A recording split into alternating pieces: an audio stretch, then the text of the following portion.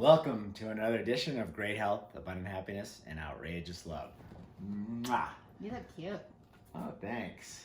You always say that. I feel guilty now I have to say that about her. No, she does look I cute. don't ever say it for you to say it I back. know you don't. And I don't need you to say it back. So But you I just do want look- you to know how cute you look. That, you know that's my favorite shirt. Absolutely gorgeous. Good news is I have quite a few of them. That's why I bought them so many. I just think nothing is fresher than a white waffle on a man. Yow. Okay, so today we are talking about what happens during twin flame separation. So we did an entire series on twin flames, and go back and watch them and you can determine if you feel that you've met your twin flame. I want to preface it with, a lot of people think they've met their twin flame and they've had this tumultuous relationship. And we also, discuss that in those videos. So the twin flame relationship is very different than that tumultuous relationship, that some people mistake for a twin flame. The twin flame union is, in another life, the soul of one person has split into two people, and it's always into a masculine and feminine. That doesn't mean a man and a woman. It could be two men, it could be two women, it could be a man and a woman, but it's the masculine and the feminine of the soul, and they mirror each other. And this separation of the twin flames is really pretty fascinating, and a lot of people have asked about that. So we wanted to go into it. And I did take some notes so that I stay on task. And I think what's important first is to talk about why the separation occurs. Right. Because you are magnetically brought together in the universe, right? The souls are pulled together in the universe. And sometimes this happens when the two split souls aren't ready. And that's not the right time for the union. Well, I would say, it always happens. So and again, Great this is a theory, and just has a little hint. I've got a whole other theory about all of this. It feathers in here, but I've got a different angle on it and how I think it works. But and we're going to do a series on that. Yeah, we are. But the twin flames, you're absolutely right. You're describing it the correct way. They are drawn together like two magnets. So whether you're ready or not, a lot of times you run into each other. That's why people see this coming together and separation. You see all this stuff, twin flames running. They have all these stages that they go through. But that's what causes it. But anyway. Exactly. And some people talk about, when you get together with your twin flame, it's the worst thing ever. And that's not really the case. What's happening in those instances, if that is in fact a twin flame union, the individuals are only having their own internal battle, which they would have that terrible time, regardless of whether they're with their twin flame or they're with another love partner. Right? Well, yeah, they're not ready. They don't have. They're not full of self-love. The self-love isn't overflowing, so that they can give it to the person next to them. Exactly. Right. So the simple reason twin flames separate is because either one or both of them are just not ready. So specifically, one or both of them are not fully whole, and therefore that twin flame union can't work yet.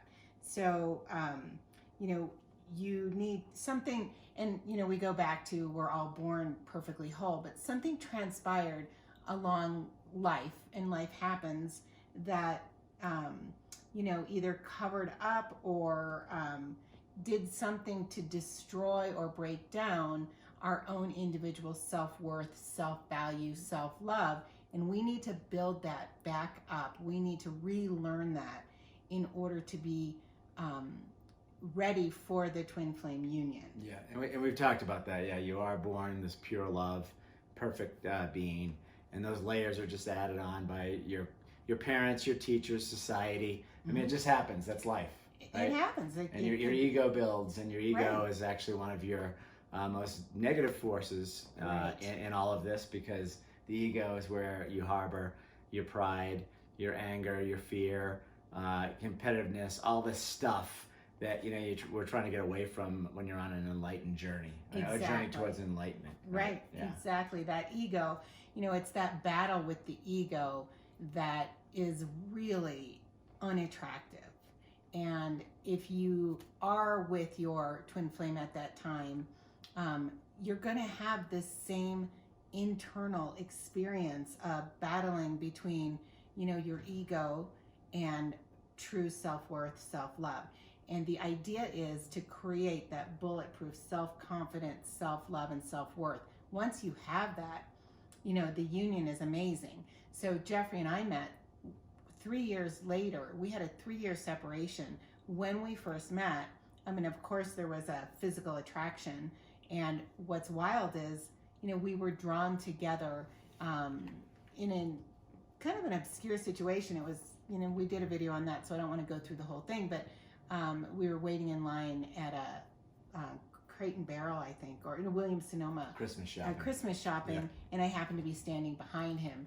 And that was no coincidence, right? The universe pulled us together. Thankfully, we didn't get together at that time, because the next 3 years, which, we didn't see each other, we didn't have any contact during those 3 years, but the next 3 years for me was really a learning experience. When I met you at that time, I was all about my ego. I thought I was all that, but I knew that I wasn't. And so you have that battle of, lacking self-confidence. So you portray that you're so self-confident, right? Because you're actually not. And for me, I also needed to go through the experience of a relationship and how I was going to be the kind of person that I wanted to be with and the kind of person I wanted to be within a relationship. Now, some twin flames will have that experience with their twin flame, and it's very frustrating because, it's hard for us to let go of feelings and things that have happened, right? And that growth, we have to learn to not blame the other person. Those 3 years for me and all of the things that I went through and the negatives that I overcame had nothing to do with the other person that I was with. Yeah. They had everything to do with just creating my own self-worth, my own self-love, so that I was 100% mentally, physically, and spiritually whole. Well, and let me just clarify, it never has anything to do with the other person. Right. This is what people get caught up in and think. Right. The blame. Yeah. They blame the other person, they blame the job, they blame the weather, they blame, the family they were born into, whatever. The boss, at the end of the day, it all comes from within here. Exactly. So, we have that power. You said it right. It has nothing to do with people around you. Right. Yeah. And there is so much power in knowing you have that power within. So, the question of separation, why it happens, is because one or both of you are not bulletproof, self-whole, okay? And it's best at that point to separate and not be with somebody else, but separate and take that love relationship with yourself. Once that is bulletproof, and really you need to let go of the other person. I know it's so cliche, but truly, if that is your twin flame and you do love them, you need to let them go.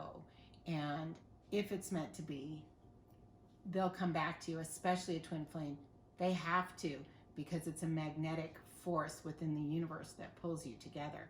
And that's why 3 years later, we were lucky that it was 3 years for us when we were pulled back together, because at that time, I think both of us were mentally, physically, spiritually overflowing with self-worth, self-love, that we had so much to offer to each other. And when the universe pulled us together, what was super cool is, and again, you can watch the video on how we met, there were a sea of people, and our eyes caught and locked, and Jeffrey, and I met again, and the rest is history because we were ready. Yeah.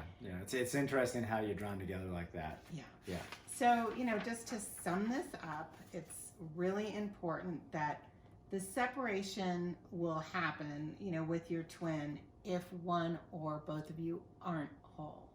It's just inevitable, and especially And when you say aren't whole, you're not ready. We're talking about ego because both twin flames are whole by themselves, right? And that's very clear. Yeah, you gotta clarify that. Exactly. So when you say not whole, you can't meet your twin flame and become whole within yourself. You need to show up whole within yourself. Otherwise, because there's such a magnetic force there, you're going to repel and pull apart. And that's what happens. And that's what happened with you and I when we met. We were pulled together. The universe pulled us together because we need to be able to recognize that person when they come along. And then we were separated because we weren't ready. And then we were pulled together again because the universe keeps pulling you together until you're ready. And you'll hear stories of people that go on to marry other people. Why does that happen? Because one of them gets ready. And there are so many different kinds of love in the world. Sometimes what happens, though, is both of them become ready down the road, and the universe will pull you back together. And some people, will reunite. And, that's a difficult choice and situation because one of them might already be in another love relationship. And that is totally a different topic. But I know that that's happened before, so I wanted to address that. That's kind of the thesis of my theory and some of that. So we'll dig in there. So it's a whole different Perfect story. Little segue, right? Right. Yeah, exactly. Wishing you great health, abundant happiness, and outrageous love from the nest at Copper Mountain. Thanks, guys, and go ahead and comment down below. We'd love to hear your thoughts, and if you haven't already, subscribe and hit that like button. We'd love to get your support and have you along the journey with us. Peace out.